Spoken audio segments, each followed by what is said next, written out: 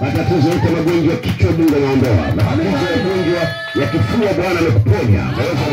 Magonjwa ya tumbo yameharibiwa. Yule Mungu ambaye tunamjua vizuri sana. Mungu ambaye anafanya operation hali ya juu sana. Yanaushangaza sana maisha yetu. Mungu yao kwa Kristo Mungu funuo. Tunamshangilia sana.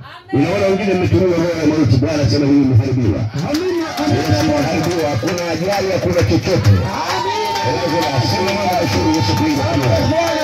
Hakika imekuwa, sema mama mkuu. Yesu funuo za mambo, Mungu funuo. Anasema imekuwa, imekuwa. Usiogope chochote. Wapenda Lazaro. Sisi hatufi isipokuwa Yesu anaamuru kufa baada ya kumaliza kazi. Ndio kazi tulionayo. Hakuna uchawi, hakuna uganga, hakuna unajimu, hakuna falaki. Hakuna kusoma nyota, hakuna chochote kile. Sema mambo mkuu. Yesu Kristo mambo. Yule Mungu mashuhuri. Hakika amekuwa. Asema mambo mkuu. Yesu. Atakaye kukasirikia kamkasirikia Yesu. Hawezi kumkasirikia muumbaji wako. Akikasirikia namkasirikia nani? Yao Mwokozi. Kwa hiyo inafika mahali lazima tu, yani lazima tu upatane naye kwa sababu huna namna. Kwa sababu uhai wake una thamani. Hata kwa kwako pia una thamani utakapotubu dhambi. Usipotubu dhambi uhai wako hauna thamani hapa duniani. Kwa sababu utakuwa kwenye kilio na maombolezo, matokeo mwisho utapotea kwenye atomi ya hewa. Thamani yako iko kwa Yesu. Unapaswa kumpata mwamba mashuhuri Yesu. Katika wokovu usiotiliwa shaka. Wokovu wenye mapambano ya nguvu za giza. Kupigana na mifumo ya ulimwengu na takataka za kila aina ulimwenguni. Huo ndio wokovu mimi naujua. Wokovu kukubaliana na mifumo ya ulimwengu, huo sio wokovu wa Yesu. Lazima tujikite katika shabaha. Na hiyo ndio haswa ndivyo ilivyo. Unajua tu kwenye kizazi gani? Unajua tu kwenye wakati gani? Haijalishi ni kizazi cha namna gani, haijalishi wakati tunaingia kwenye aina gani, tunachojalisha kwamba Yesu anasema nini. Kusha. Yesu anasema nini katika ufunuo? Tunatembea katika shabaha hiyo. Na huo ndio wokovu ambao tunauhitaji kwa Yesu. Watemebana zuri. Yes. Huo ndio wokovu unaotaka katika shabaha ya kifalme. Ili siku hiyo wewe unapotawazwa na Yesu. Unajua siku ya kuwa ni kutawazwa sasa kwamba wewe tayari tunaondoka. Hiyo ndio shabaha pekee tulionayo leo. Shabaha yetu tunalenga shabaha pale ambako Yesu atakapokuja kwa ajili ya kanisa hili ili tuweze kuwepo kwenye safari. Na safari yake ni lazima uchukue hatamu ya ulimwengu, kwa maana ya kukubaliana na Yesu, kukubaliana na ulimwengu. Uko tayari? Kukubaliana na Yesu alafu kukubaliana na nini? Na ulimwengu. Na huo ndio shabaha ya wokovu. Na watakatifu wote wa zama zote walipitia hiyo hali. Kwanza ni kukataliwa. Yes, hata ndugu uliozaliwa nao tumbo moja utakukataa. Wao watafanya maamuzi kama wewe hukutokea kwenye hilo tumbo wala hukutokea kwa huyo baba. Watu watafanya maamuzi kama wewe siye. Sasa wakati wanafanya maamuzi wanakuthibitisha kwamba wewe tokea mwanzo wewe kuwa kwetu. Nenda kwa ndugu zako. Unaambia amina naenda. Hiyo shabaha ya wokovu. Lazima tusifanye masiara. Muda wetu tuliotumia tokea tumepokea mbe. Usionekane kama usiokuwa na thamani, bali uonekane kuwa na thamani mbele za Bwana. Unapaswa kujitiisha mbele za Yesu na kuongeza bidii na juhudi mbele za Bwana. Hata kama tuna matatizo kiwango gani, shika wokovu wa yao Mwokozi. Na hata kama tuna matatizo kiwango gani, tuna uzoefu wa Yesu kuyatatua hayo matatizo.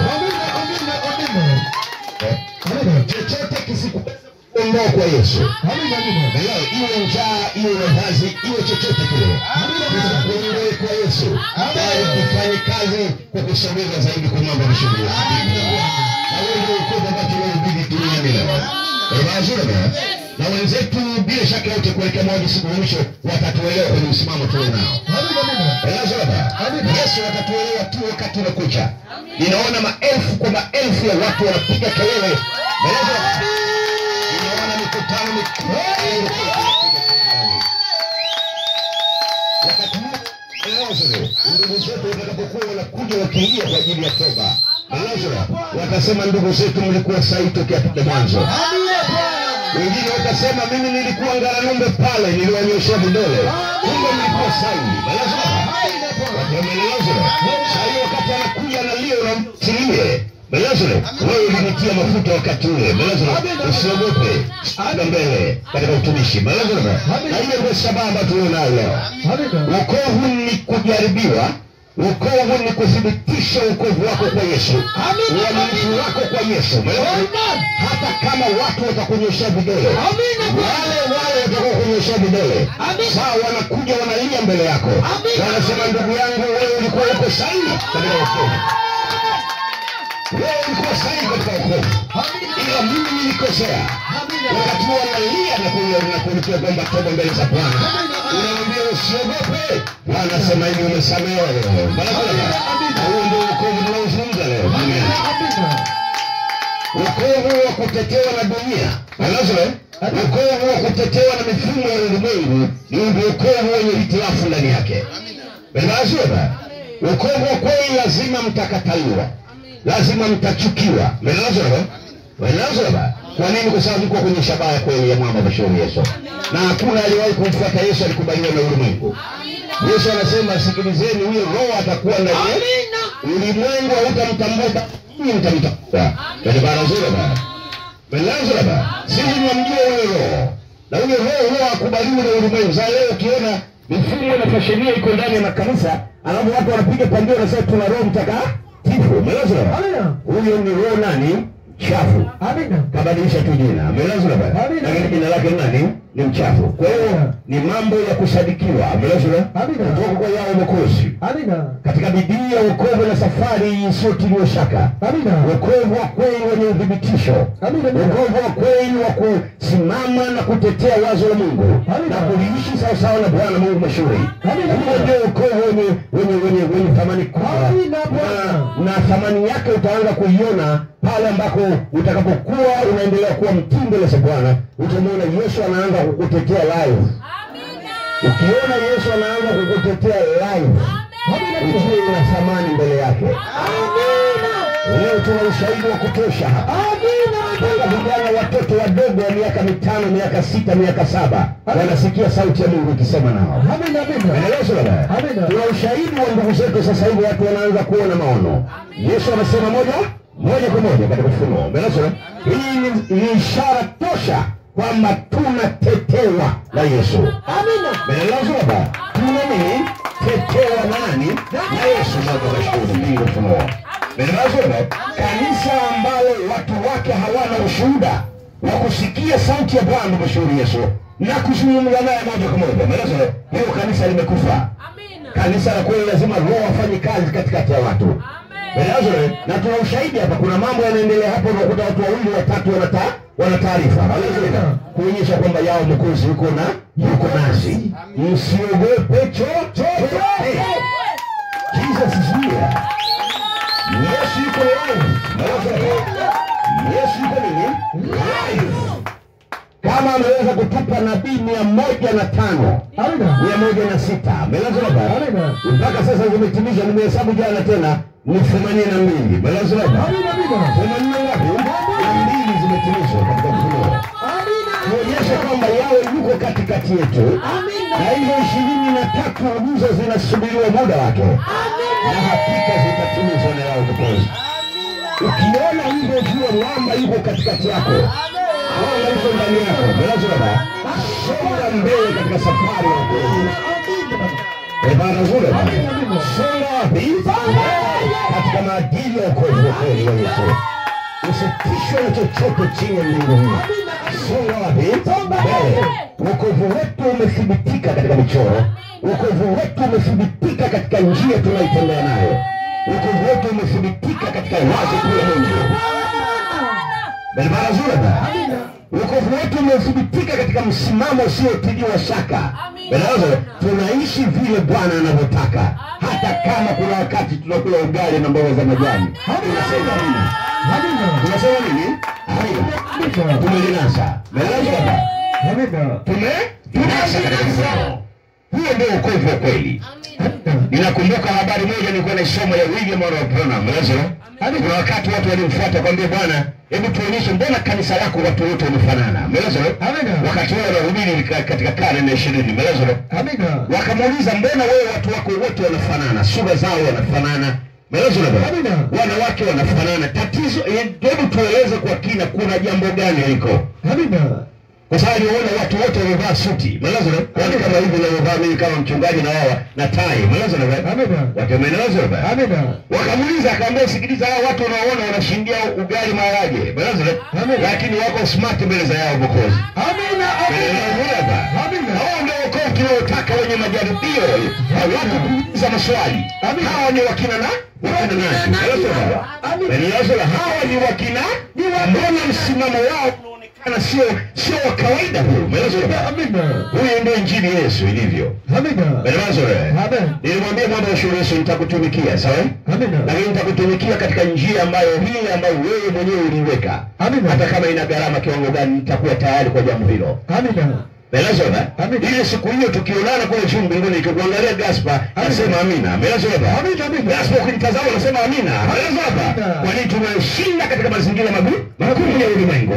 Lakini yao wametangulia mbele yetu. Lazima tushinde matokeo. Na la mwisho ambalo linaweza kusaidia, wewe ulikuwepo kabla viumbe vyote. Sisi tulikuwepo kabla viumbe vyote. Ila hatukuwepo. Yesu alikuwa peke yake. Tulipotokea tukatokea kwanza sisi. Alafu ndiko Yesu akafikiria kuumba watu wengine. Sawa? Wewe ulikuwepo kabla vitu vyote. Mpuzi yoyote wa ulimwengu. Mifumo ya upotofu ya ulimwengu. Kabisa kwamba yeye alikuja baada yako. Wewe aliyekuja baada yako anatakiwa yeye akufuate wewe. Uige kwao. Mtoto anatakiwa aige tabia zako. Sio wewe unaiga tabia za mtoto. Yaani mtoto akufuate wewe. Sawa ni watoto wadogo, wasiwachanganye katika mfumo wa dunia. Na wengine wamehalalishwa kwenye mifumo ya imani zilizopotoshwa. Wao sitiwe, yaani mtu asikutishe kwa jambo hilo. Kama ana hoja muite, mwambie njoo tukae chini. Lete hoja zako kwenye Biblia. Na mimi naleta ujumbe wao kwenye nini? Kwenye Biblia. Tukae hapa. Uone kama kwenye hicho kikao atakaa. Kwa sababu matokeo mwisho atakosa majibu. Akikosa majibu inabidi akusikilize wewe. Baada ya kusikiliza kwamba wewe unasema saa hiyo. Mtoto wa Mungu anasema. Mungu mdogo pale nini? Anasema. Watamelazwa hapa. Jana nilikuwa kwa ndugu Gaspar. Nilipita mwalimu mmoja wa shule. Sasa jana alikuwa na maswali yake. Sasa wakati ananiuliza yale maswali na namna Mungu alivyokuwa anamjibu, yeye mwenyewe alipotoka akasema amina Bwana. Akaniambia leo nimepata, nimeelewa. Nimeelewa. Barabara nzuri bwana. Na huo ndio wokovu kweli. Wokovu ambao unaleta majawabu kwa watu. Barabara nzuri bwana. Watemelewa. Umelinasa kabisa. Umelinasa na wewe. Alija kupita. Basi huyo miongoni mwao, sawa?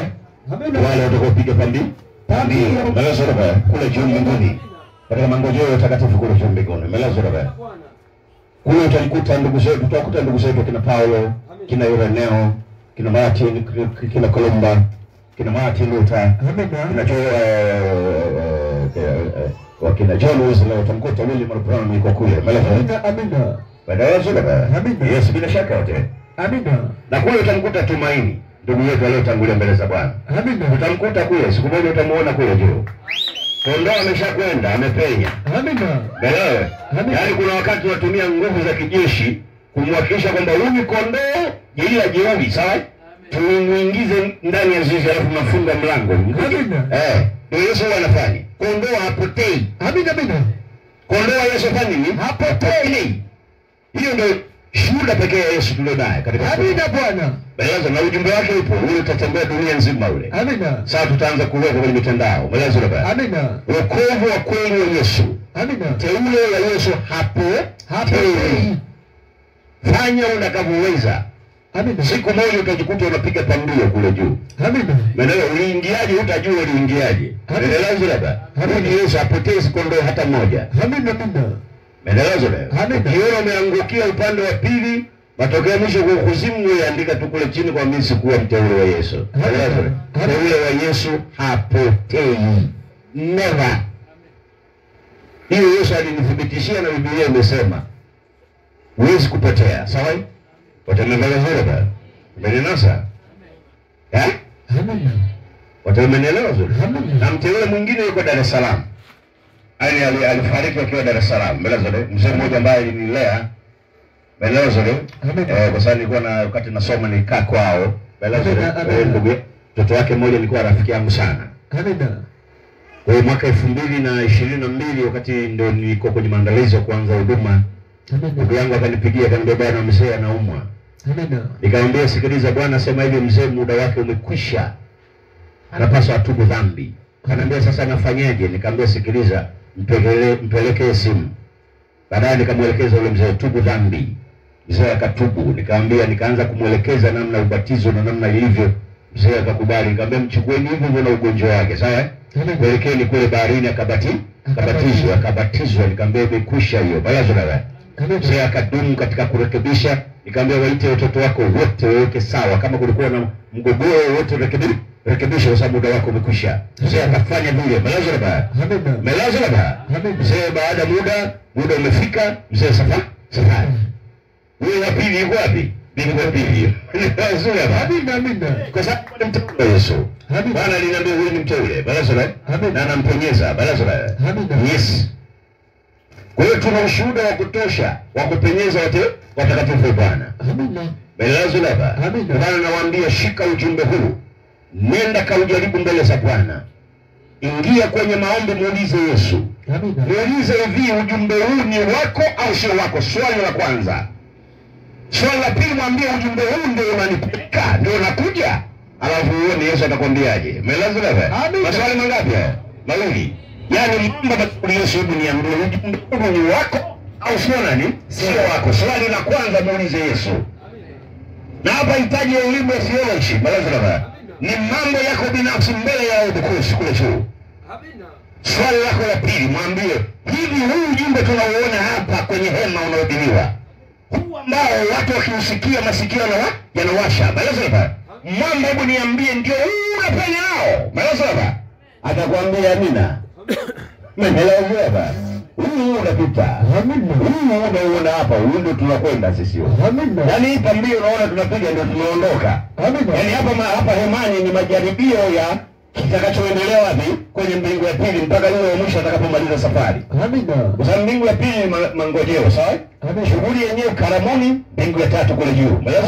Amina. Watemelewa vizuri. Amina Bwana. Muulize Yesu kwa usahihi. Usidanganywe na mtu.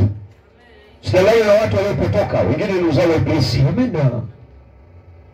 Niwaambie ujumbe huu, Yesu aliniambia ujumbe huu ni kwa ajili ya watoto wangu, wasio wa kwangu hawawezi kusikia wala kuelewa. Ila watoto wangu watakuelewa, aliniambia watakuelewa, watakusikia, watakufuata. Balazo wakija kwako waelekeze kwangu. Hivi nielewa vizuri baba. Na mimi ndio kazi naifanya. Ili wewe na Yesu mmalizane.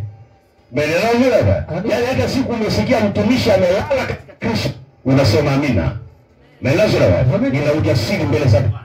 Kwa sababu Mungu ni naye. Maelezo baba, wewe ndio wokovu. Watamepata sura baba. Amina.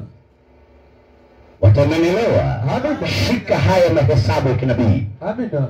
Maelezo baba, songa wapi? Mbele. Muda umekwisha ulimwenguni. Maisha ni mafupi kuliko wewe unavyofikiria. Leo unaweza kuwa na miaka 46, 45, miaka 40, miaka 30. Maelezo. Amina. Unaweza kuishi kwa maisha bado sana. Nisikilize. Maisha ni kama vile ua linavyokuwa linachanua, sawa? Baadaye jioni ua linafanya nini? Linanyauka. Barabara zuri baba. Maisha ni mafupi kuliko vile wewe unavyojua. Lakini yako maisha marefu yasiokuwa na kina chake. Barabara zuri baba. Barabara zuri baba. Ni maisha kwa Yesu.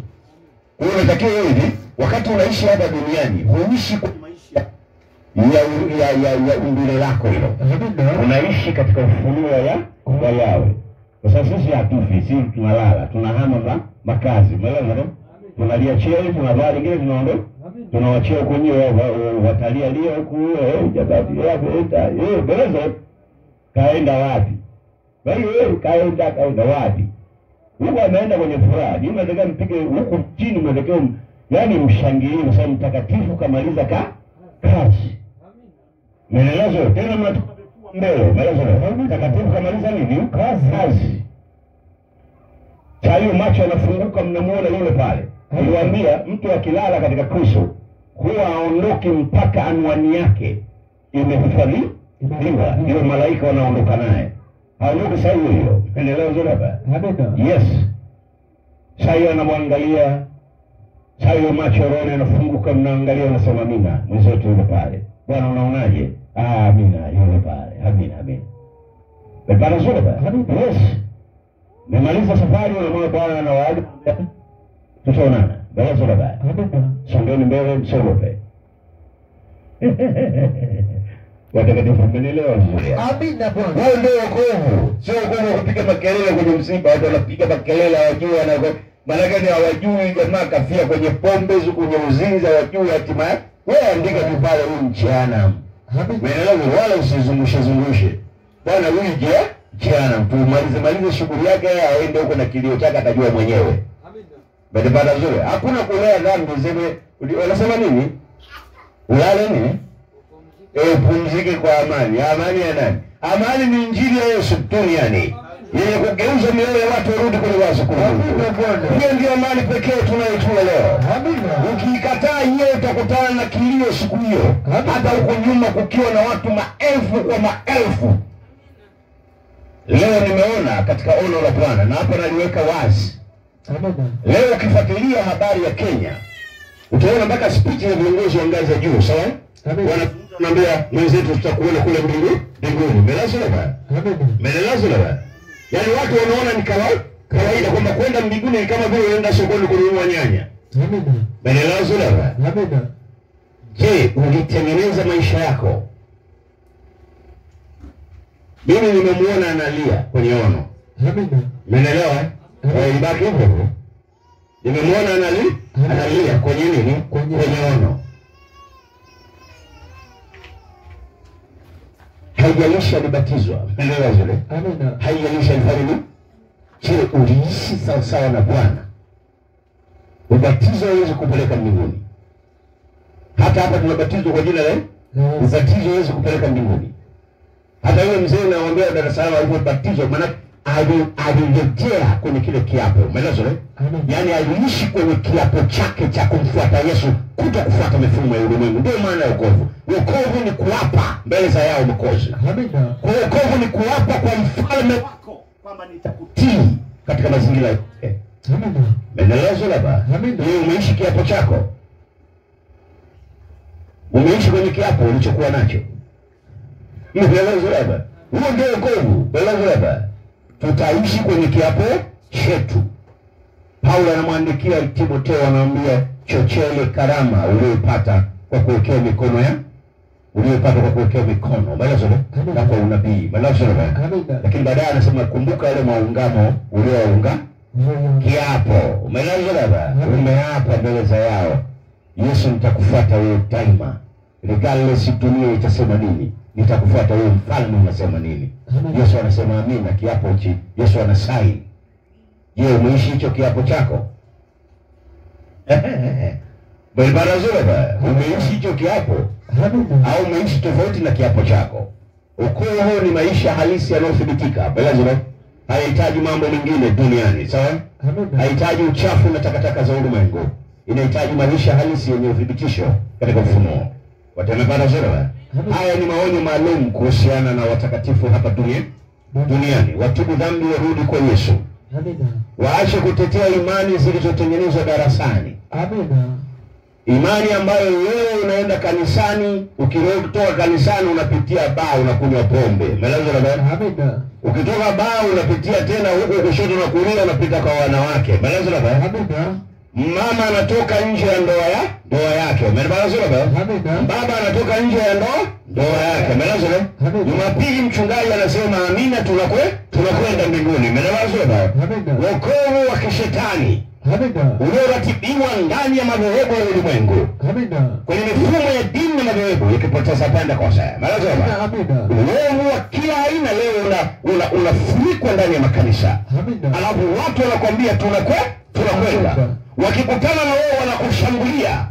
Umeelewa baba? Wakati wao ndani ya moyo wao wanachua dhambi walizonazo. Amina. Na mzigo mzito walionayo. Amina. Wokovu huo hutavuka. Na waonye watakatifu wote kwenye makanisa yote duniani. Sababu inarekodiwa hii. Amina. Huwezi kufanya wokovu wa maigizo. Amina.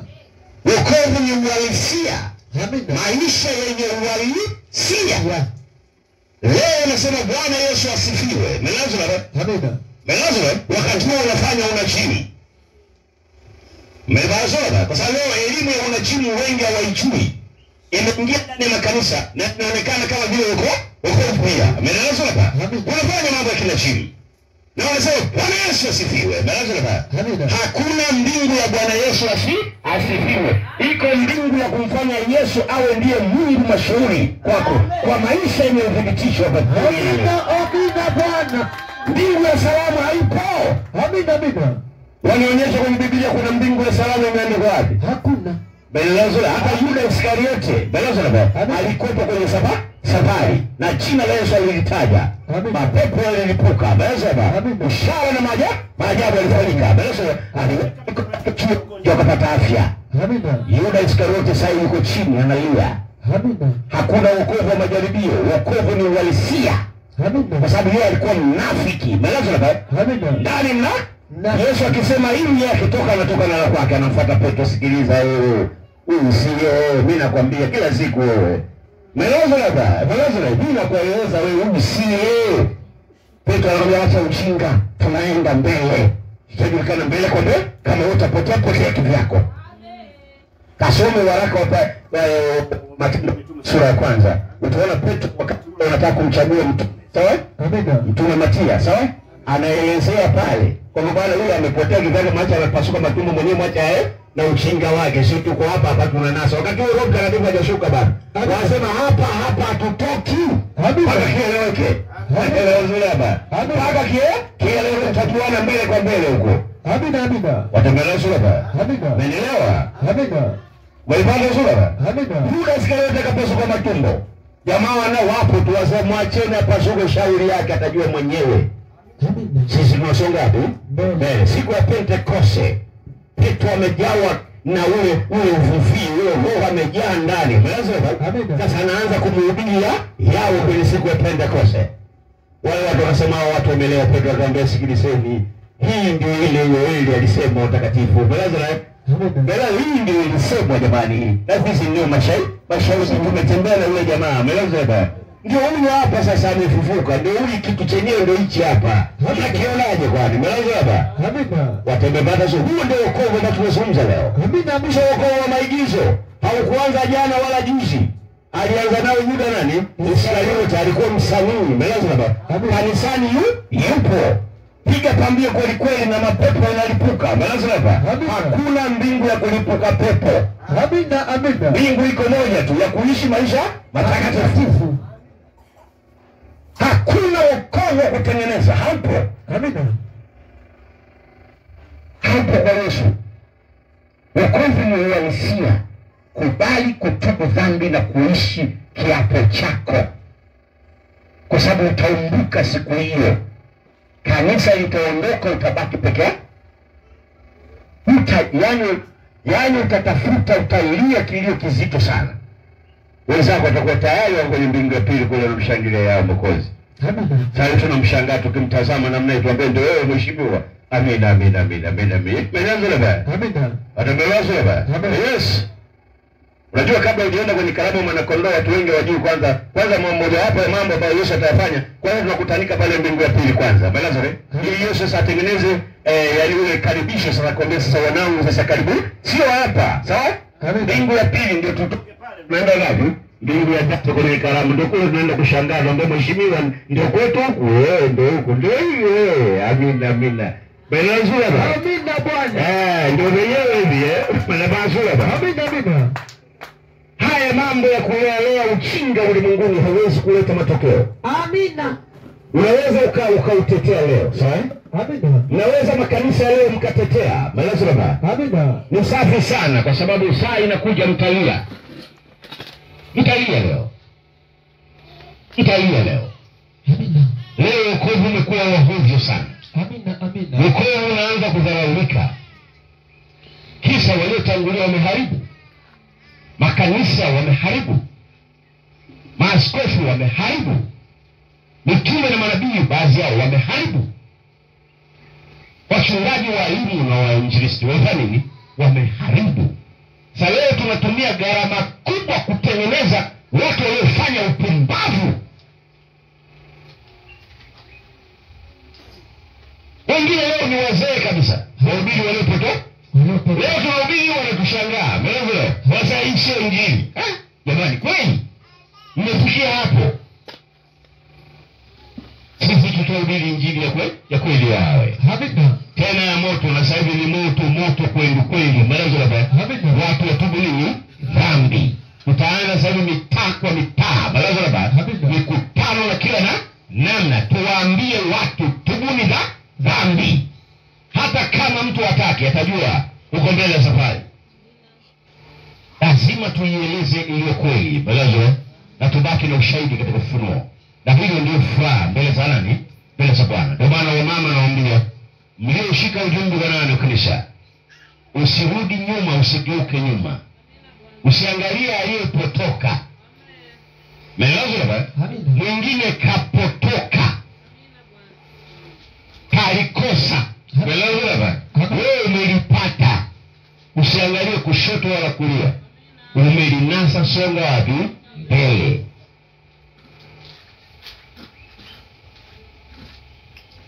Wengine wanajificha kwa dhambi zao. Ujumbe huo tunapohubiri, wengine watakuta yule nabii wa uongo yule, Belazo, nabii wa uongo. Kumbe kuna dhambi anaificha, Belazo.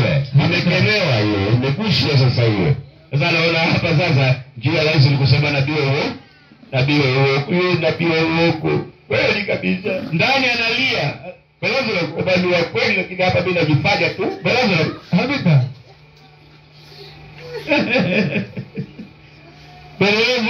Amina Bwana. Yuko jamaa mmoja alikuwepo hapa Belazo. Amina. Katabiliwa kapata kazi.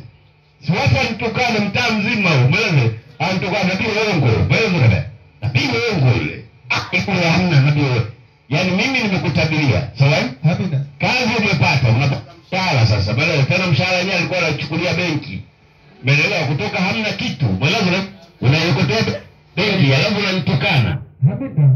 Watemelazo baba. Amina. Nikasema sasa Mungu, vipi tena mimi bado natukana tena hapa. Belazo.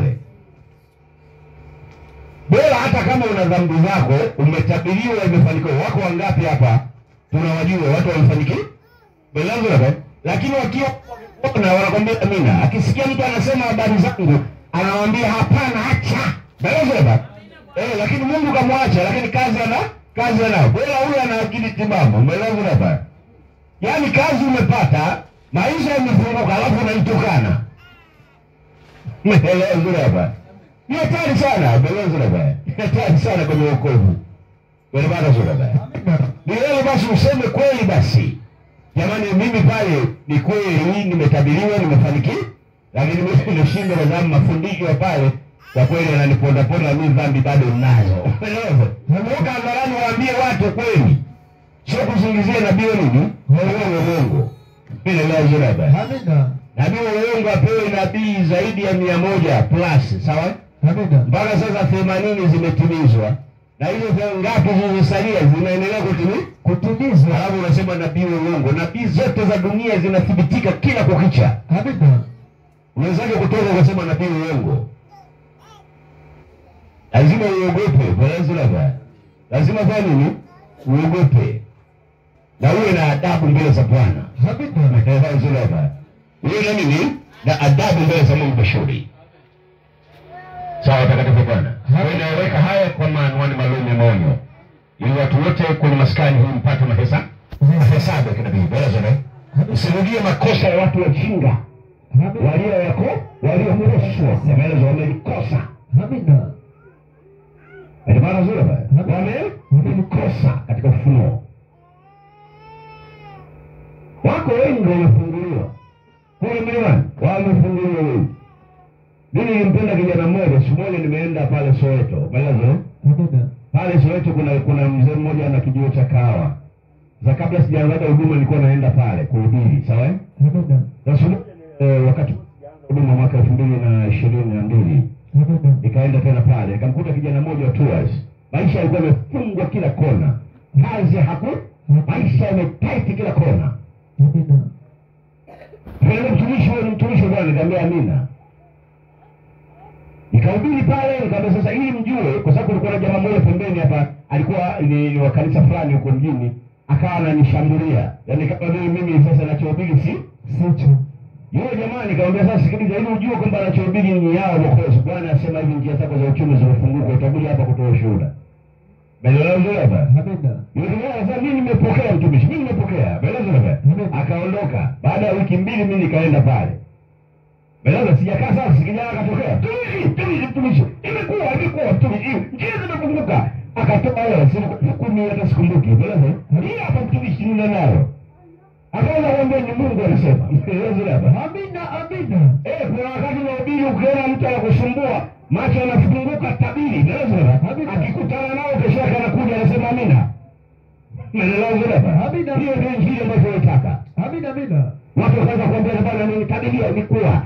Mtoto aliyohangaika miaka miwili hamna kitu. Njia zimefunguka. Amina. Watu wamepata sura. Huo ndio ukweli tunaotaka. Watu wamefunguliwa. Maelezo baba. Watu wamefanyia kila aina ya mambo hapa kwenye maskani. Amina. Lakini shukrani zao, maelezo ni nini? Ni matusi kumtukana nabii. Maelezo baba. Kisa nabii anatembea kwa miguu barabara. Nabii wengine wako nabii gani wewe? Nabii anatembea. Maelezo baba. Leo nikiona na gari ndio nakuwa nabii. Nabii ni huduma, wacheni ujinga. Amina. Gari ni matokeo tu. Mimi nikitaka gari hata kesho napata. Sawa? Hata kesho nikitaka gari nitapata. Si swala tu la kumuuliza Bwana gari iko wapi. Bwana nitume pale mjini nitafute muhindi mmoja na matatizo na mtoto mlemavu, melezo. Nitoe nabii, melezo hapa. Gari itakuja hapa. Amina. Kama tunatoa nabii na kutoa nabii huo. Kwa gari sio hoja ya msingi, melezo hapa. Sisi tuna mambo tunayatafuta kwanza rohoni. Kuna mavieti yanakuja, melezo hapa. Kuna kila aina ya magari yanakuja. Kutakuwa na ndege mbili, private jet mbili. Moja ni private jet cargo. Kwa ajili ya kusafirisha vitabu na mambo mbalimbali. Melezo hapa. Hiyo sio hoja, wasubiri tu muda unakuja. Melezo hapa. Yes, watu watakuja wakati huo wanakwambia tumisha alikuwa ngalaumbe. Melezo hapa. Ngalaumbe, wakati sasa ngalaumbe inatajwa saa hiyo. Alikuwa ngalaumbe. Melezo hapa. Itaona waandishi wa habari wengine watakuja kufuatilia rekodi za maisha yangu. Watakuja hapa ngalaumbe kuuliza watu. Bwana tunaona unashughuli mle pale. Melezo hapa. Bwana tunaambia alikuwa hapa. Nimepata zuri hapa. Wewe watu wanakuwa wale umeenda dukani umenunua soda umekunywa. Unaona hii kawaida. Melezo wasubiri wakati unakuja. Utakapomwona Yesu akifanya miujiza na ishara iliyoshangaza ulimwengu. Ndio watu watajua kwamba kumbe Yesu anasema. Utakapoona wanasiasa, wanatoka kuja kutafuta kumwona nabii. Wanataka kumwona nabii. Watu wamepanda zuri. Wasomi na wanazuoni mtaona wanakuja. Wanarudisha nabii haya wewe unayatoa wapi? Utaona wafalme. Na huko mbele wafalme wengi watajua kumbe injili sio ugomvi. Umeelewa? Kumbe injili inabariki siasa, inabariki utawala. Umeelewa? Hayo watakuja wanatafuta namna hiyo. Umeelewa? Anasema Yesu tunamtaka wewe. Umeelewa? Maana leo injili imebadilika, imekuwa injili ile kwa mhubiri wewe kushambulia serikali. Umeelewa? Ulitumwa na Yesu kufanya kazi hiyo. Umeelewa? Yesu amekutuma kazi hiyo.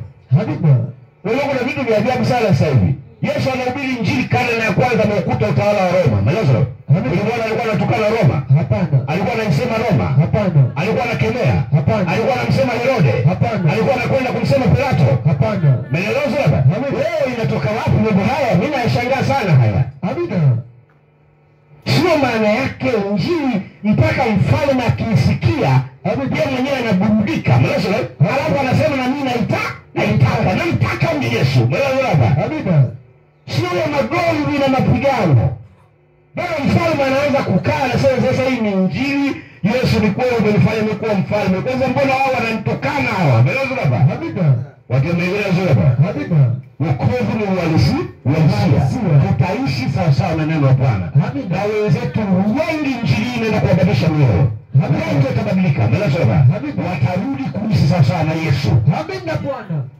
Na kuondoka kwenye majukwaa ya siasa. Amina. Walipata sura. Ya wokovu tunathibitisha wokovu wa kweli wa Biblia. Amina. Yuko mmoja amecomment kwenye mitandao anaambia huyu katumwa. Umeelewa hapa? Kisa zile nabii tulizotoa zile kusema kwamba uchaguzi utafanyika, tumetuma malaika kila kona. Na sasa hivi umeona wengine wanakimbia wenyewe kwa siri. Umeelewa? Panga utokuzi. Amina. Hatutani. Amina. Yaani injili watu walikuwa wanaifanyia masiara. Hatutani. Nchi hii hakuna machafuko. Amina. Hatutani. Amina. Hatuna masiara kwenye jambo hilo. Amina. Wala hatucheki. Amina. Tuko serious. Amina. Ni matamko ya kinabii haya sasa. Sasa mtu jeuri aendelee na haya na atajikuta yuko wapi? Hata mimi Yesu akunituma. Na wala Yesu akusema nami. Wala Yesu akusema kwangu. Amina. Nimesema hivi, hii ndio injili. Injili ni udhibiti wa mambo. Amina. Amina. Kwa hiyo lazima wachue, hatukutumwa na mtu bali sisi tumetumwa na nani? Na yao Yesu. Amina. Beleloza. Tunawaona wahubiri wote wa injili waache ujinga. Warudi kwa Yesu. Amina. Waache majukwaa ya siasa. Sisi tukiona kuna shida tutamuuliza Yesu. Yesu akituambia hii pelekeni kwa mfalme tutakwenda. Kwa siri. Umeelewa? Kwa siri. Kumwambia mheshimiwa sikiliza. Hapa kuna 1, 2, 3. Sasa hivi sisi hatuwezi kutangaza heshima yako itashuka. Umeelewa? Sasa hivi unatakiwa ufanye 1, 2, 3. Kwa siri. Na hiyo sio mpaka wale watu wake wa usalama hawajui. Yaani hiyo ni yani mdomo kwa sikio. Akienda kulala chumbani kwake anajadili moyoni mwake. Umeelewa? Na Yesu anamwambia kwa siri, rekebisha. Umeelewa hiyo? Amina. Sasa leo unaenda kumtukana mfalme hadharani, hata kama akafanya dhambi. Leo angalia Kenya, watu wanamtukana kiongozi wao asubuhi mpaka jioni. Hakuna nchi ya namna hiyo duniani. Amina. Isige Ulaya imeharibika. Leo inafikia kikomo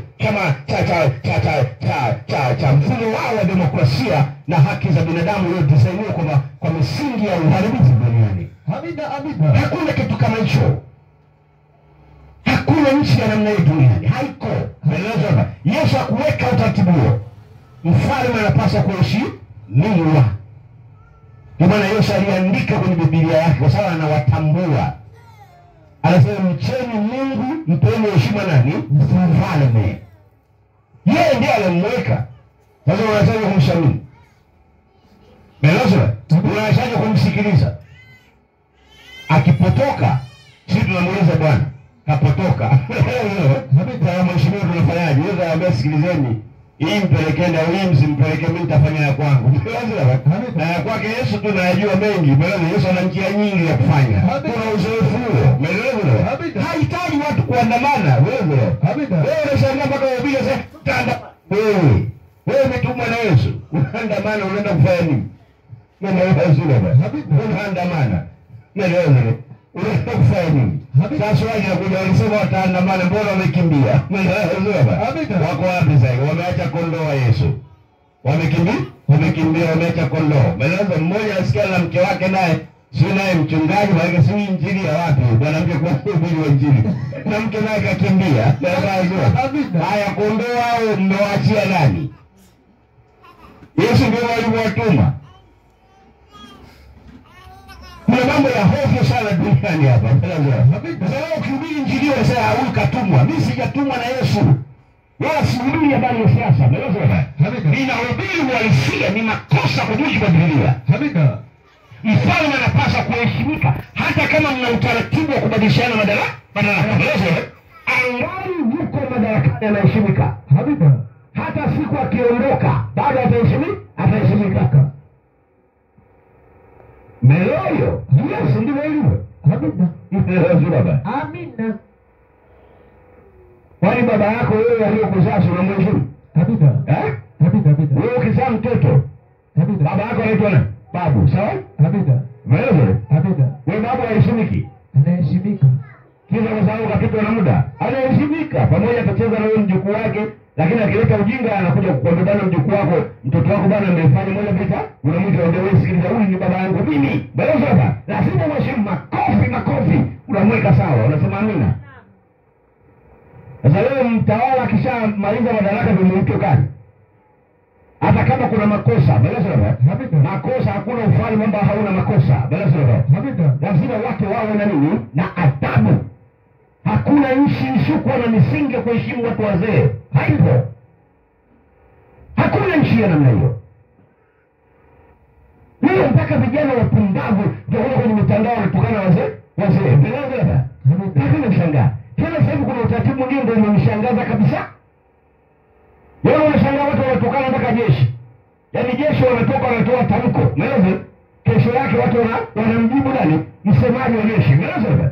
Hivi nyie watu mnajua jeshi mnalifahamu vizuri. Leo unalala ndani kwako. Umeelewa?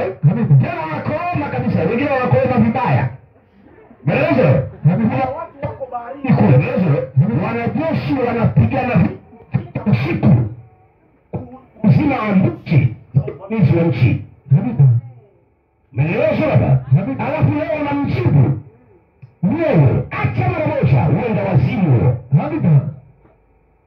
Watu wakijeshi mambo yamesiana sana. Leo unaenda sokoni na nchi ya kuna watu wanafanya ambush mipakani huko. Wanakufa. Umeelewa baba? Kwani wewe uze na kununua. Alafu unamtokana. Yaani wewe unaweza kuuza na nini na kununua. Mimi leo nihubiri nchi hapa. Kuna mtu anafanya ambush mpakani kule. Kwa maana nikimwona mwanajeshi na mheshimu. Kwa kazi aliyonayo na anapaswa kuheshimiwa. Nchi isiyosalini jeshi ni nchi ya horio. Watu uchinga huo. Yaani nimeshangaa hii nchi. Haya mambo mbele ya kuwepo. Umeelewa? Yes, wametoa taarifa yao ninawatukana. Jamani. Sasa tukisema hawa sasa katumwa. Mimi naona dhambi. Umeelewa? Lazima nikemee. Yesu. Unauza na kununua. Unaama mji mmoja hana mwingine. Kuna watu wanafanya ambush baharini. Wanafanya ambush kwenye mpaka. Umeelewa? Kuzima uvamizi ili nchi ibaki salama. Watu hawalali kwenye rada za jeshi. Umeelewa? Wanakesha kuangalia anga haivamiwi usiku na mchana. Wanapishana kwa zamu. Leo mnawatukana jeshi. Nchi hii mnatukana jeshi. Vijana wa leo mnatukana jeshi. Unaelewa haya? Tuone naonya hii inarekodiwa hapa kwa ajili ya maonyo haya. Umeelewa? Watu waache. Majukwaa ya kisiasa washambuliane wenyewe. Yes, umeelewa? Hamida. Kwa hoja. Sio kumtukana mtawala, wala kutukana jeshi, eti unamtukana jeshi. Yale mnakaa mnajadili ili nyie watu wakiamua na wao kulala usiku, wanasema sasa sikilizeni, nyinyi si jeuri ni wa Tanzania tunaacha tu siku mbili tu tunalala usingizi, tunazima rada zote tunazima. Leo tunatafutana hapa. Mtaona Al-Shabaab wameingia hapa, mtaona wameingia hapa, tutakataka inaingia hapa. Umeelewa hapa? Hamida. Masaa 24 tu. Unaelewa? Hapa Arusha hapo mwenyewe utakimbia hapa. Unajikuta uko Mlima Meru kule juu, hujui ulifikaje. Sasa unaambia bwana tayari jamaa amerudisha amani, sasa shuka, unaambia hata siwezi kushuka. Umeelewa hapa? Si, yaani hujui ulifikaje Mlima Meru kule juu. Hamida. Ni msifanye masuala na usalama wa nchi. Kuna watu wanatoa dinyeti. Kuna watu wameapa kulinda nchi. Watu hawalali. Wamebeba hatima ya nchi. Isiwatukane. Mkiona wanapita na magari yao, waache waende salama. Wana kazi maalum ya nchi. Hamida. Siwezi kuwa mhubiri hapa kama wale jamaa wafanye kazi kule. Hamida. Zala kambili utasikia pale vifaa vinaruka. Hamida. Kuna ndege hapa, kila mtu hapa anakimbia hapa. Hakuna pale hapa, hata mzembe kila mtu ataacha hapa. Umeelewa hapa? Kila mtu anatafuta njia ya kutokea. Umeelewa hapa? Tutajuana mbele ya safari. Ushamwona mama na sahau mtoto wake. Alishafika nimemwacha mtoto. Umeelewa hapa? Hamida. Umeelewa? Hamida. Hao watu wanalinda mipaka ya nchi ili wewe ubaki na mtoto wako. Umeelewa? Hamida. Mpeleke sura alafu mnawatukana. Hii nchi imekuwa watu wa ajabu sana. Watu wapumbavu. Ni wachache sana wajinga. Ni mambo ya hatari kwa taifa. Hatuwezi kuwa na nchi ya namna hiyo. Umeelewa hapa? Hamida. Nchi. Wengine wanatukana jeshi la polisi. Umeelewa? Hamida. Hivi wewe jeshi la polisi pale wakaamua waseme tu watangaze, jamani Arusha hii jeshi la polisi tuko likizo. Umeelewa? Hamida. Utavamiwa saa 12 ya asubuhi. Utavamiwa saa 12 jioni. Watu wanakuja tuwaombe bana tunaomba chetu. Umeelewa? Hamida. Hawana shida. Jamaa wametoa uzuru. Umeelewa? Hamida. Huyo msifanye masiara ile. Wa Tanzania. Umeelewa? Hamida. Msifanye nini? Masiara. Waseme tu jamani tumejipa likizo siku 3, sawa? Hamida. Wewe vituo vyote vya polisi vimefungwa, sisi tuko nyumbani. Na tena tuna bunduki zetu tumelala nyumbani, wakija kwetu moto. Wewe watakuja kwenu, sawa Hamida. Wewe wanakuja saa 12 asubuhi na jioni wanagonga tunamna hii. Siku tena, gongo bwana tunaomba. Wewe una milioni 2 tunaziomba. Sikiliza bwana wewe. Polisi hawa tunaomba. Mmeelewa hapa? Hamida. Pale sokoni, sio pale mjini pale. Jamaa mchana tu, kwa sasa wapo. Hili duka lako linataka milioni 20. Tunaomba milioni 10. Tunataka kuondoka bwana. Hebu tupe. Polisi hiyo wako likizo. Umeelewa? Alafu mnawatukana. Unakuza na kununua. Umeelewa hapa? Alafu unatukana watu ambao kila siku wana kesi, hata kama kuna makosa. Umeelewa? Makosa ni rahisi kurekebisha kuliko kutukana mfumo mzima. Ni hatari kwenye nchi. Ni hatari kubwa sana. Tumoja bwana alikuwa ananifundisha, ananiambia hivi, mpaka balozi wa mtaa ana faida. Mara ngapi kuna ndugu hapa walikuwa na mgogoro hapa, kesi ilikuwa inamalizwa na balozi.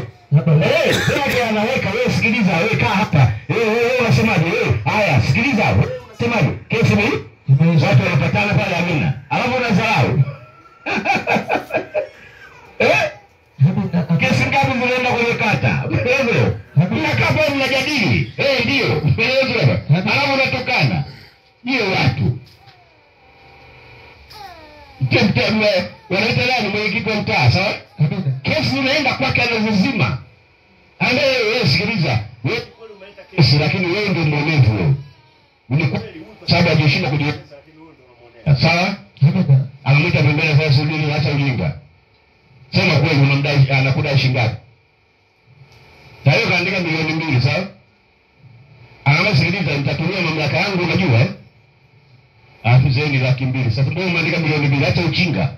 Haya andika hapo. Hujasaidika. Umesaidika. Hapo leo unasemaje? Unasema utawala ufai. Wewe muutoe alafu muweke upi? Upi uko wapi sasa wakuweka? Nielezeni. Kilichoko sasa huwezi kujua faida ya mbali kuondoka. Kisha kuondoka ndio utajua faida ulichokuwa nacho. Amina. Penelewa. Amina.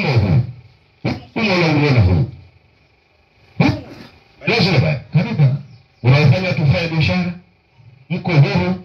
Lazima ufanye kama kuna utaratibu wa kuondoana madarakani, basi ufanyike kwa uhalali, sio kwa njia ya mifumo ya uharibifu na kuanza kushutumu mifumo ya utawala. Lazima ni makosa kwa mujibu wa Biblia. Na hapa nawaonya wateule wote wa Yesu. Lazima sio tu Tanzania, kwenye mataifa yote. Lazima waache mtindo huo na mipango hiyo ya siri ya Ibilisi. Amina. Tunahitaji kuishi kwa amani. Amina. Na Biblia inasema katika michoro hiyo Mungu aliagiza lazima tuombe amani. Kwa nini tunaomba amani itokee? Kwa sababu tuendelee kuhubiri nini? Injili. Hakunaga injili kwenye vita. Amina. Atamelazwa baba. Amina. Paulo anawaandikia Timotheo, kabla mambo yote basi sala na nini? Na dua zifanyike kwa nani? Kwa watawala. Amina. Kwa nini? Sasa kanisa ndio gondo la kwanza la kupiga utawala. Amina. Ukiupiga utawala, amina, umejipiga mwenyewe. Kwa sababu mfalme atakachofanya, mimi nimetukanwa, sawa? Sina vyombo vyangu, nitatumia na vyombo vya. Matokeo mwisho unajikuta huko Zambia, sawa? Ujui ulifikaje za? Ndio mtu anarekodi kwenye nani anasema bali umejificha wapi? Watu wakutana kote duniani watakupata. Acha ujinga. Wameamua kukuacha kwa sababu ya ujinga wako. Tubu dhambi haraka, rudi kwa Yesu. Yaani wewe umejirekodi hivi hapo unasema umejifichia wapi? Nani aliyokudanganya kwamba unarusha nani kwenye mtandao? Si rahisi tu kukupata. Hawajamii na wajua uzuri. Katika kama watu nyingi wanajua uko wapi. Unaelewa baba? Wengine wanawaacha tu. Na wengine wanafanyaje? Wakishakuona akili huna, wewe mhubiri fake akili nini? Huna. Wanachofanya tu unarudi nyumbani kwako, unaona gari mbili zinakufuatilia. Alafu ukikaribia nyumbani zinageuza zinaondoka. Kumbe hawana mpango wa kutia pressure tu. Umeelewa? Kwa sababu akili huna. Kesho hata unatoka wewe unafuatiliwa, nani akufuatilia? Wakitaka kukamata hata kesho na kukamata. Amina. Bado uchukue raundi. Umeelewa vile? Na wajua wao wengine nimewafundisha. Na wajua vizuri? Uchukue raundi, acha uchinga. Yale wanakuelewa huyu tutumie tu akili. Balaza. Mbili tinte. Kila ukigeuka hapa. Sasa hiyo hivi mbele mtu mwingi mbele. Yeye gari yake namna yajua hapa tayari. Alafu haona mpango na wewe. Amina. Umeelewa? Akifika angegeuza hapa, achana naye. Beleza kesho yake mara 2 mwenyewe unawaga kanisa la jamani maiki hapa. Hii hapa maiki mwende. Unakimbia nini? Amina. Kuna watu wa ajabu sana, utakuta amejificha kwenye kidamimbi, anajirekodi sasa amejificha. Umejificha wapi? Pao unajiuliza hapo, hata elimu ya kawaida wanayo. Hiyo anajua mfumo wa usalama nchini. Hata kujificha kwenye pango atakuona. Amina. Yaani wewe unajificha kwenye pango atakujua yuko kwenye pango. Maendeleo zile. Watu kama kushughulikia, yaani kukutafuta. Watu nini? Uchinga. Wafundisha na jua. Maendeleo zile hapa. Amina. Wacha mambo kabisa. Tunahitaji nchi yenye amani. Vyombo vya usalama viachwe vifanye nini? Kazi. Jeshi wasiliguse waliache. Wengine wanaona jeshi wanalipwa sana. Wewe Wewe unataka asilipwe? Wewe unajua kazi anayofanya? Ambusho kwa baharini mnazijua? Au mnataka kila ambusho waseme?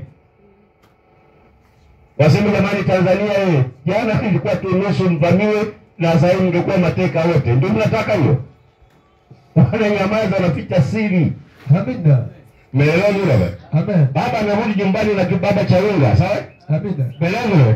Kumbe siku hiyo hana hela akaomba mahali watu wamemsema kwanza alafu ndio akampa. Akirudi nyumbani hawezi kusema kama nilisema kwanza ndio ikapewa. Anaambia nimefanya kazi nimekapewa.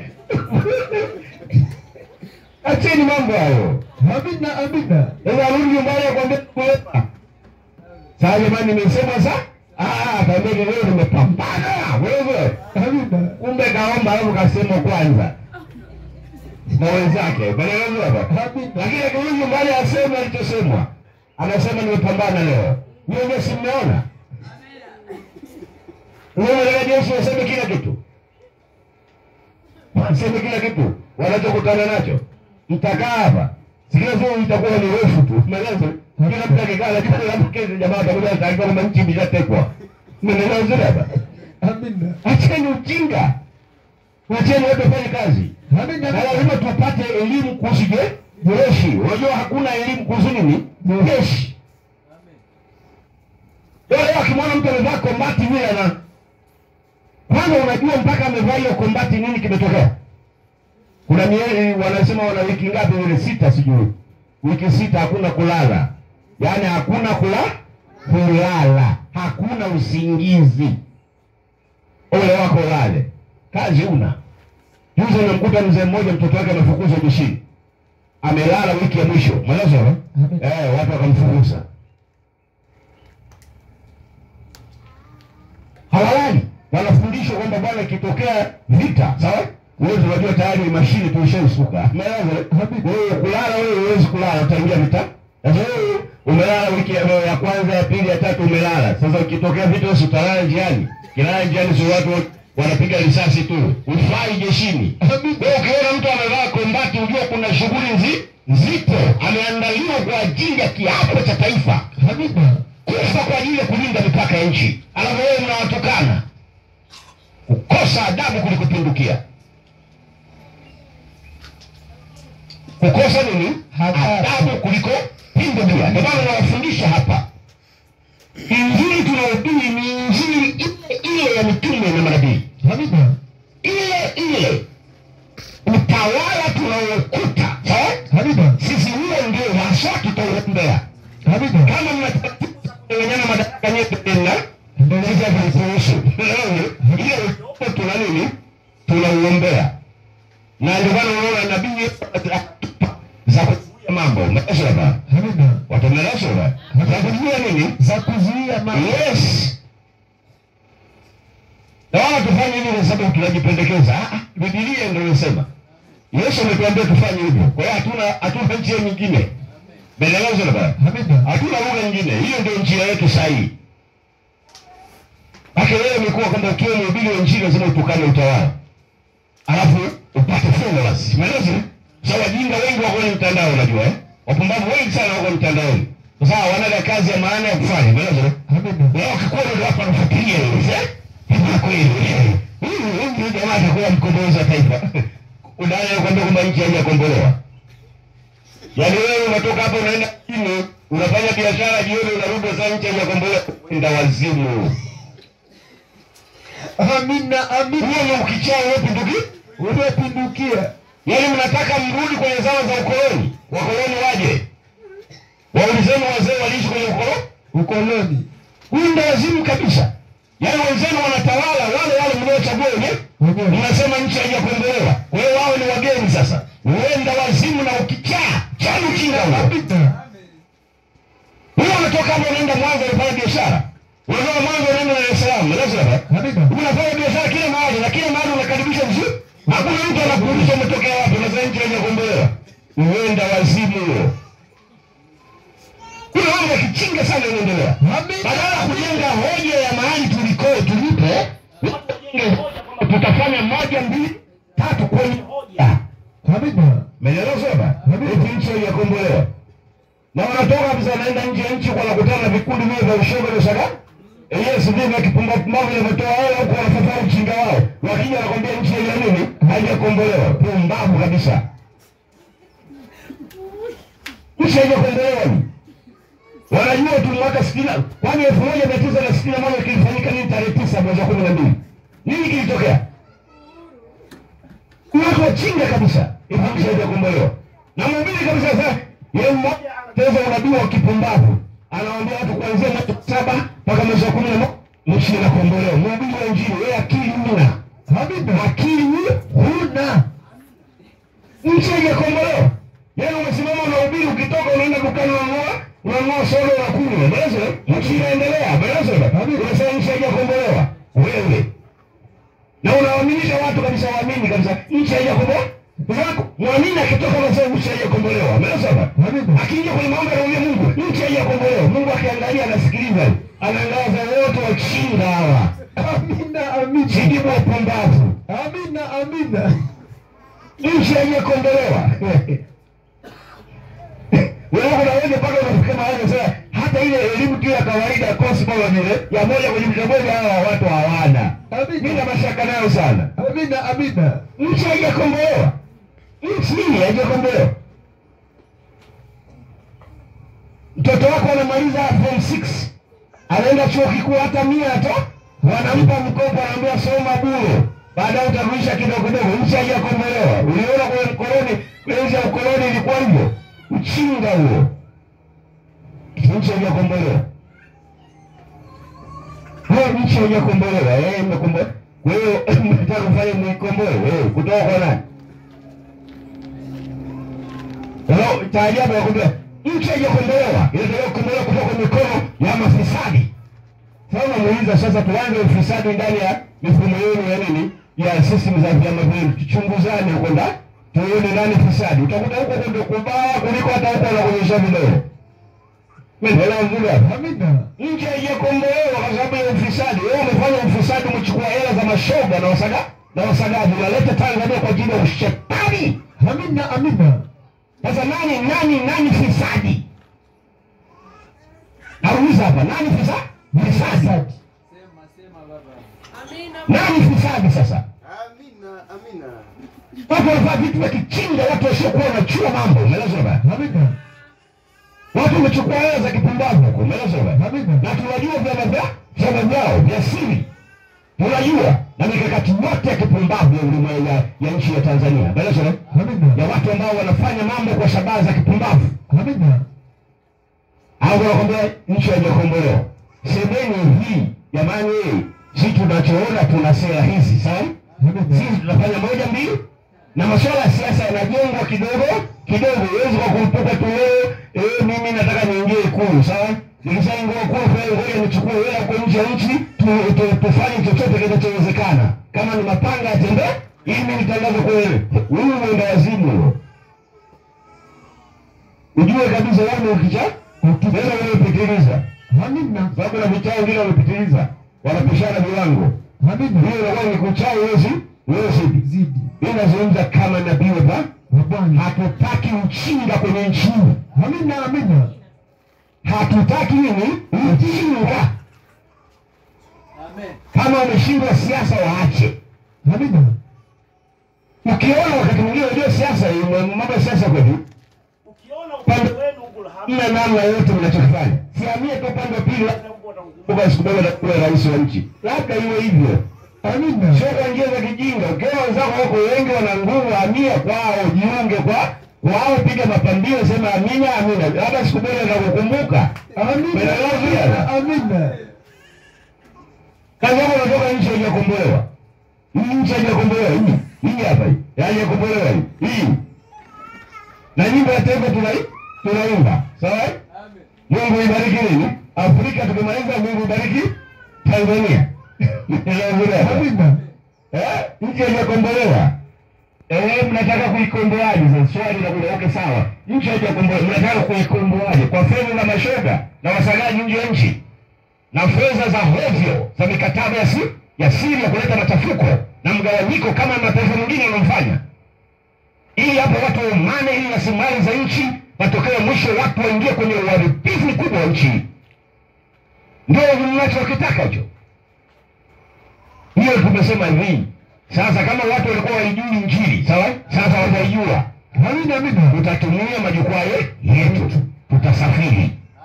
Alafu tunachungulia, tutaona, tutaangalia, tunamulika, tunamuuliza Bwana tufanyeje? Bwana sasa funga, tutafunga. Alafu tunashuka hapa kwa dunia, hapa chini na sisi tunaendelea, lakini uone zetu dhamiri tushafunga hapo. Fanya na wewe hamna kitu. Hatutaki ujinga. Tunataka nchi hii ibaki sawa. Hiyo katika msimamo maalum. Kwa ajili ya uchumba wa mwisho wa dunia. Na tutakwenda kwa undani zaidi. Kwa lugha za kinabii kwa ajili ya madhibiti. Hatutaki uchinga hata kidogo. Hatutaki uchinga. Na hili vikao vyenu mkubaliane, sawa? Kwenye hoja zenu za ushinda. Lakini yani mimi pakitokea na watu ambao wanakuja na hoja za ushindani, sitakuwa shaka nao. Shaka inakuja mna mipango ya siri nyuma ya pazia. Sio mahitaji ya ndani, mahitaji wapi? Ya nje. Hiyo ndio sisi tunao hawa. Menelewa? Hali hatutaacha. Menelewa? Hatutaacha. Hatutaki uchinga kwenye taifa hili. Tunahitaji watu makini. Ukiona umeshindwa, jiunge pande mwingine, sawa? Labda unataka kukumbuka. Sasa kama Mungu alikupangia wewe kuwa kiongozi, sawa? Utakumbukwa tu. Si Mungu anaingilia kati sasa jamani, anafunga masikio yote, macho, achagueni yule. Basi utakaa pale kule. Mwanangu baba. Lakini sio hivyo. Mwanangu baba. Kiongozi ni mmoja. Wana Tanzania wako zaidi ya milioni 60. Lakini kiongozi ni mmoja. Mtu mmoja, sio watu 4, 5, 6, 10, mmoja. Wewe lazima mjue hicho cheo sio cha kila mtu, sio cha kila mtu. Mnaelewa baba? Acha mpinga. Haki leo hoja ni Ikulu. Ikulu mna nini hapo? Mnaelewa? Hapo ni mmoja milioni 60 plus. Mtu mmoja tu. Wewe sio cheo cha watu wengi. Kwani sikifuate. Subirini wakati wote wakiamua wala ndio tunamtaka akae utakaa. Sio kwa uchinga. Watemeleza baba. Sio kwa nini? Uchinga hatutaki. Hapana. Watu milioni 60 mtu mmoja tu ndio anaenda kukaa pale. Umeelewa? Ni mtu mmoja tu anakaa pale. Tunaona China wana siasa zao, umeelewa? China wanafika mahali wanasema bwana Lemba, tunaona wewe unastahili. Sawa? Tunakuomba ukae. Sisi huko kwingine utapigana makelele. Huko atakugusa. Sasa ni mtu mmoja.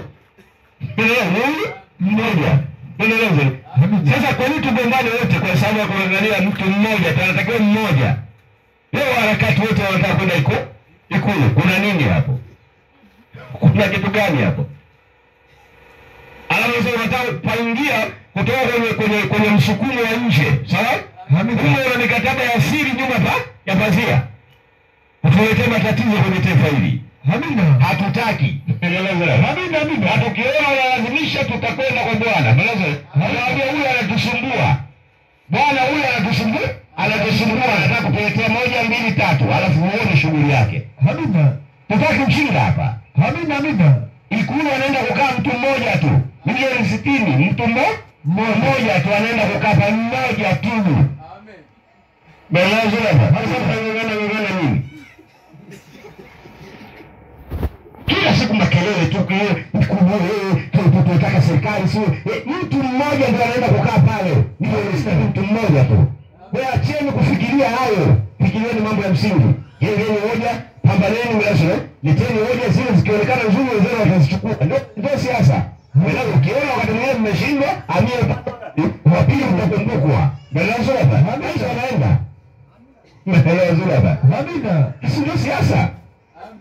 Amie pande pili patana nao jamani kweli. Naona nyinyi mnafanya kazi hapo.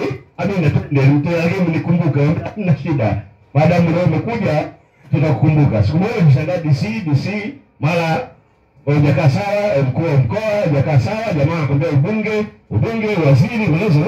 Baadaye watu wanasahau kwamba ulikuwa upande wa pili, sawa? Wanaona mwenzao mlezo hapa. Walijichanganya leo huko hapo umetokea. Unasema mimi nimo. Unaelewa hapa? Sio uchinga. Nataka ile kwa nenda kufanya nini? Amina. Wewe milioni wote 60 wote tukakaa pale Ikulu pale. Alafu hiyo nyumba itatosha. Yaani wote hapa tuame nchi nzima tukakae pale. Tuseme sasa tunakaa. Kuna kila siku mnamtukana kiongozi wa nchi. Kwa hivyo kila mtu zake akae pale. Hautupishane, sawa? Leo huyu, kesho huyu. Utajikuta wengine itakuwa umekwisha kufa na pasi hana. Kwa hiyo yuko mmoja tu, acheni ujinga. Amina Bwana. Amina, uko mmoja tu. Kuna mambo sio ya kujadili kabisa, unajadili nini? Mtu anaenda kukaa ni mtu mmoja. Na mmemweka kwa kanuni za semu. Basi mvumilie amalize, sawa? Mvumilie. Mvumilie nani? Wewe mvumilie, hivyo mvumilie. Ndio maana nchi usalama wake ndivyo hivi. Jamaa tumvumilie mwenzetu. Mwacheni, wewe mnambariki, sawa? Songa mbele. Akimaliza msije jamani, kwa hiyo tumuinue huyu ndugu wetu labda kidogo anaweza kuponya majeraha. Mnamweka, mnasonga wapi? Mbele. Ndio maisha yalivyo. Amina. Kama mnataka wote wafanane, nani alokuambia? Hawafananiki. Endelea hivyo labda. Amina. Kwa hiyo muishi kwa wakati uliopo. Sawa? Sisi kwa historia, useme sio Mwalimu Nyerere, sio hivyo. Hiyo ni historia, haiwezi kuja tena. Huyo aliyoweka katika milioni 60 mmoja kubalini, songeni wapi? Mbele. Acheni mshinga. Amina. Mnaingiza nchi kwenye matatizo, kwenye mambo rahisi sana. Mambo rahisi mnaweza kuingiza nchi kwenye uchafuzi. Na hoja za kichinga. Na wale watu wengi wanajua kucheza na akili. Sasa uzuri sisi hapa ndani kuna watu wenye akili tiba. Tuna akili tiba. Tuna akili tiba. Maigizo. Melezo huo maigizo tunafunga. Melezo. Niwaambie nchi. Melezo. Nchi sio nchi zingine. Hii ni Tanzania. Ina kusudi maalum duniani.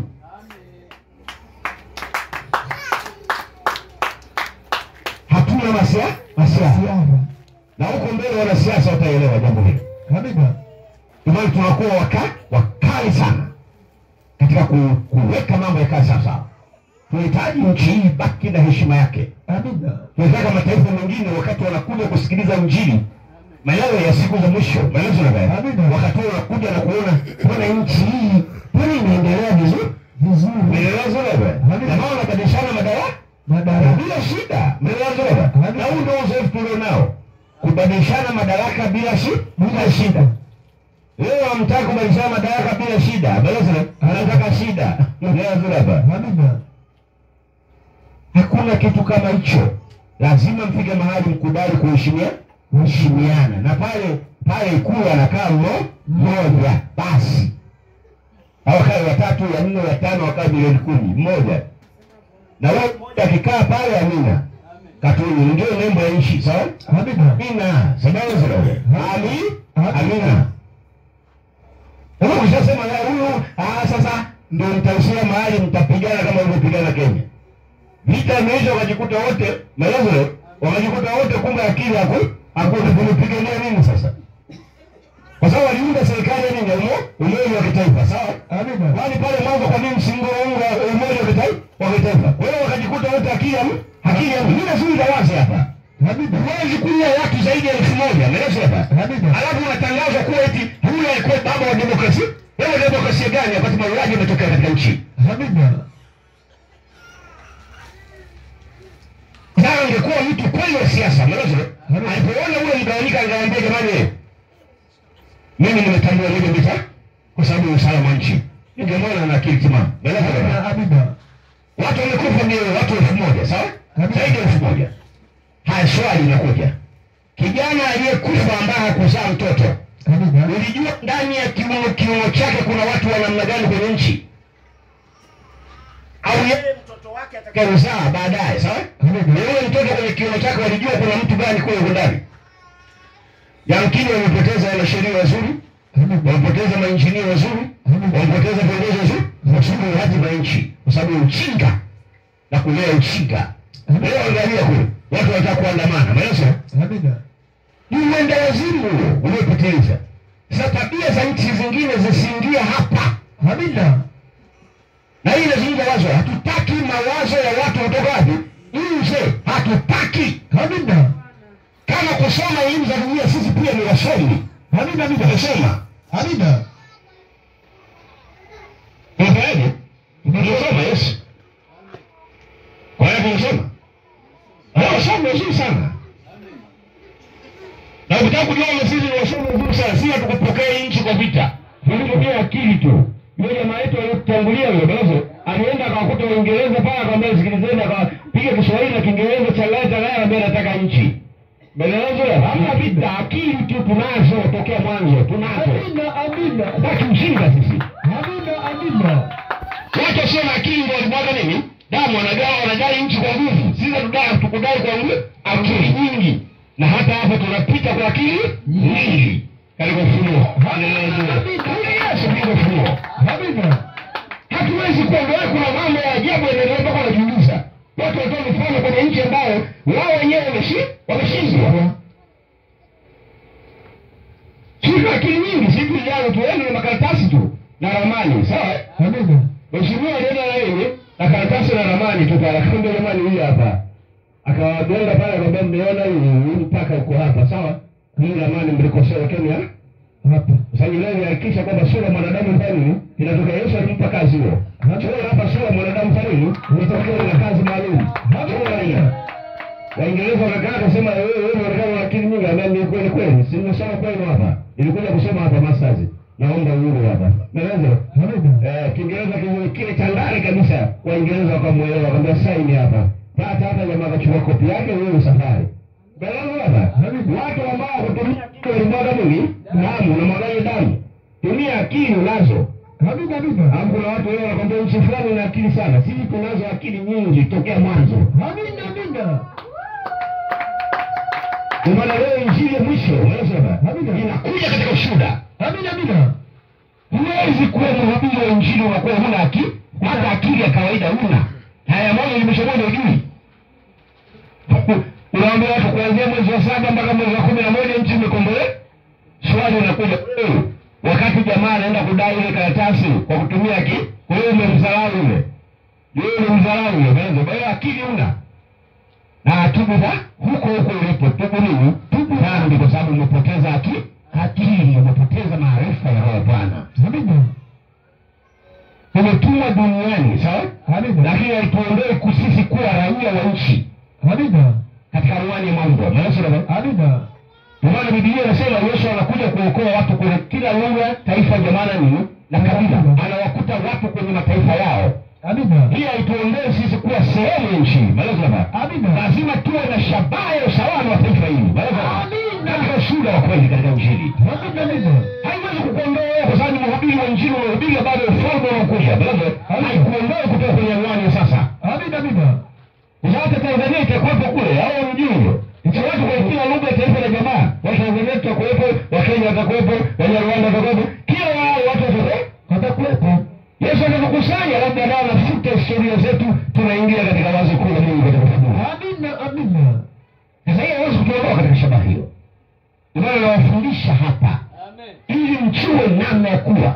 Amina. Niliwahi kuzungumza hapa. Mwamini wa injili wa Yesu, kiongozi yoyote wa umma wa serikali, mnapaswa kumheshimu kama vile mnavyoheshimu kanisani. Amina. Kwa sababu hawa hawakujiweka wenyewe, wamewekwa nani? Na Yesu. Yesu ndiye kawaweka hao. Na kwa nini kawaweka? Kwa sababu matatizo yaliyoko kwenye jamii, bila hao hakuna kutatua matatizo. Amina. Na haya yanayofanyika Yesu aliyafanya jangwani. Musa akamwambia Mungu anamwambia Musa, sikiliza, lazima uweke wazee, sawa? Amina. Wale ukihesabu watu 1,000 mwamuzi, sawa? 100 mwamuzi. Amina. Na wengi wanashindwa kujua balozi wa nyumba 10, zamani ilikuwa nyumba 10. Anahesabu nyumba ya kwanza, ya pili, ya tatu, ya 4, ya 5, ya 6, ya 7, ya 8, ya 9, ya 10 balozi anasimamia. Sawa? Yeye alitoa kwenye Biblia, wako wale viongozi wa 10, sawa? Alikuwa anahesabu watu 10, yeye mmoja anakontrol watu wake. Umeelewa? Matatizo yakija wanakuja. Sasa watu wanafikiria mambo yeye aliyatoa hewani, aliyatoa ndani ya Biblia. Amina. Wanaanza kuzaona ndio. Amina. Viongozi waliokuwa wenyewe waliwekwa na Yesu. Yesu alifanya majaribio katika michoro. Akalishinda akasuka taifa mpaka wakati wa zama za wafalme. Akaweka majemadari wa majeshi, akaweka watu wenye uchumi, watu wawekezaji ili wengine wapate ajira. Hapo leo watu nchi inasonga kwa kasi na kumbe nchi inapaswa ikombolewe. Yaani mtu ana maduka 10, sawa?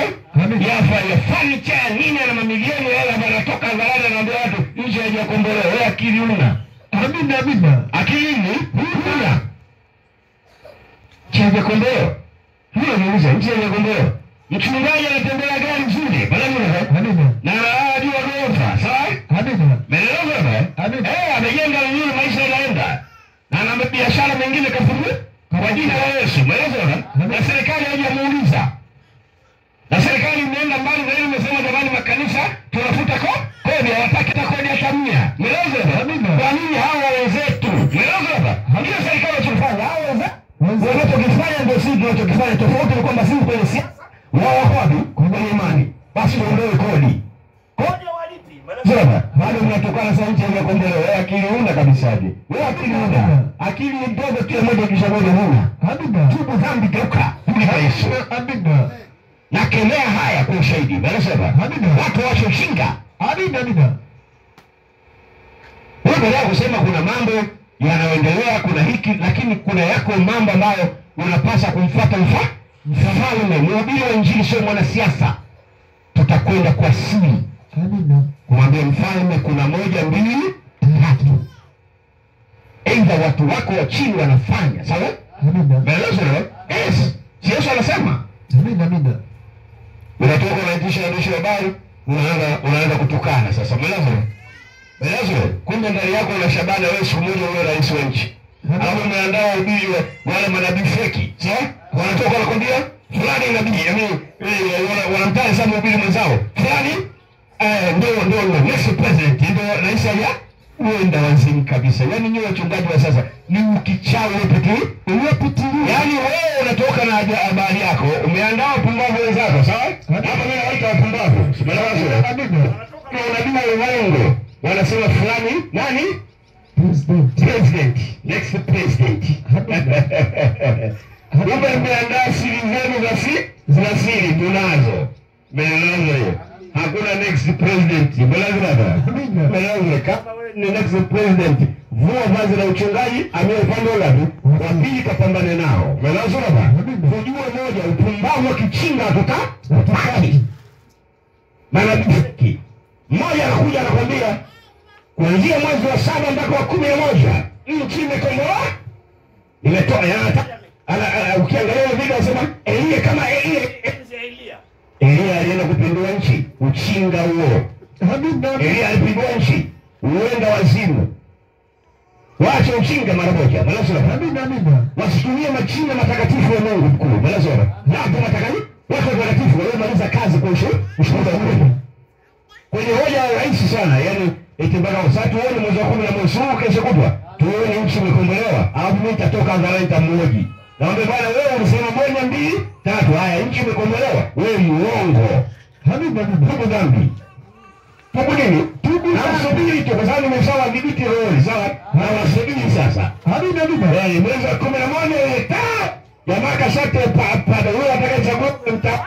Yeye ndio anatoka hadharani. Sasa nauliza swali. Wewe ulisema una unabii, Yesu alikwambia mwezi wa 7 mpaka 11 nchi imekombolewa. Sasa tuambie imekombolewaje? Mmelelewa hapa. Rekodi tunazo. Nchi imekombolewa. Tutamuuliza imekombolewaje? Mwingine anambia wewe ulisema next president fulani, tuambie next president sasa au wakati unaokuja. Labda tuambie vizuri. Wenda wasiri watu wana mikataba ya siri. Nataka kuleta machafuko kwa nchi ya Tanzania. Ninasema hivi tunazuia. Tutawakuchukua. Mbelezo. Na wakati masiara tutaanika. Matakataka yote. Waache mara moja. Hache nchi iende sawa. Iache jeshi ifanye kazi. Wengine wanaandaa mikakati ya kutaka kutukana jeshi na kutoa ushawishi. Kuna saa jeshi lichukue nini? Chukua nchi. Mnajua jeshi kuchukua nchi, mnajua maana yake. Madagascar juzi jeshi lichukua nchi. Juzi hapa jamaa mwingine yeye akapindua. Mnapinduana tu kila kukicha. Si nchi jeshi linachukua nchi. Wewe tunaendelea tukikaa hivi. Basi jamaa anachukua watu wangu watatu wa nne jamani. Yeye mnaonaje? Jamaa anaona ametutenga kwenye utawala. Sawa? Tunaonaje tupindwe? Ndio. Watu wanachukua saini kwanza jeshi mmoja wanapiga wao saini kwa siri. Maana jamaa akipiga saba na tayari katika nusu ya jeshi, robo tatu ya jeshi wanaliunga mkono. Anapindua, kapindua jeshi mwingine. Belazo. Na wewe naye bwana sema anaenda kupinduliwa. Hamida bwana sema hivi anaenda pale ni kupinduliwa. Madagascar anaongea nao hapa sasa hivi. Bwana sema wewe ndio kama madarakani kwa kupinduza majeshi. Bwana sema hivi na wewe unapinduliwa. Amina. Yule anafanya siasa na kupinduza kijeshi. Nchi haiwezi kukaa salama hata kidogo. Madagascar wale pale. Na hapa na mazulia tena wanapindua. Na kuna mwingine naye anapindua. Umeelewa sio baba? Na mwingine naye anapindua. Mtasikia hiyo. Tashangaa Madagascar. Jamani wapinduzi wametokea. Watu ni wachinga. Jeshi liacheni liishi wenyewe. Tena kuna mambo hatuwezi kuyasema. Elezo baba. Liache kwa sababu jeshi linaishi kifalme liacheni na ufalme wao waendelee kuishi waacheni.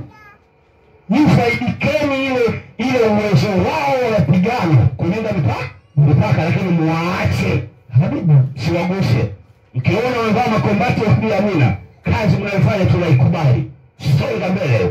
Akitoka pale sasa kumbe raia nao wanatoheshimu. Sio wanaotokana kwenye vyombo vya habari. Wanaotokana kwenye mitandao ya kijamii. Yaani ukikuambia bwana wewe mimi ni mhubiri wa Injili. Ila bila wewe mimi siwezi kuhubiri Injili. Songa mbele. Yesu yuko nanyi. Mwanzo? Amen. Songa nini? Mbele. Asubuhi nilikuta askari wa trafiki. Bwana kaniambia mwambie huyu tunampandisha vyeo. Kama bwana sema hivi nyota tatu zinakuja. Jamaa kaniambia Amina. Melezoba. Amina. Wakazina na wako wapi? Melezoba. Amina. Melezoba. Amina ndio kazi unatakiwa wabariki hao watu. Amina. Sio kuwazodoa. Wana kazi ngumu na wasodoa. Melezoba. Amina. Akitokea jambazi hapa nani hapa anabeba upanga na mfuata. Sio wote wapige simu kwa hiyo jamani. Tayari upule yani Melezoba. Kama waje na madudu yao yale Melezoba. Alafu mnaita jeuri. Nani atoka na upanga? Kuna mtu anatamani choo kifunguke kile azame ajifiche. Melezoba hapa. Leo unauliza bariki ni choo kifunguke tu mimi niingie huko. Yuko balango.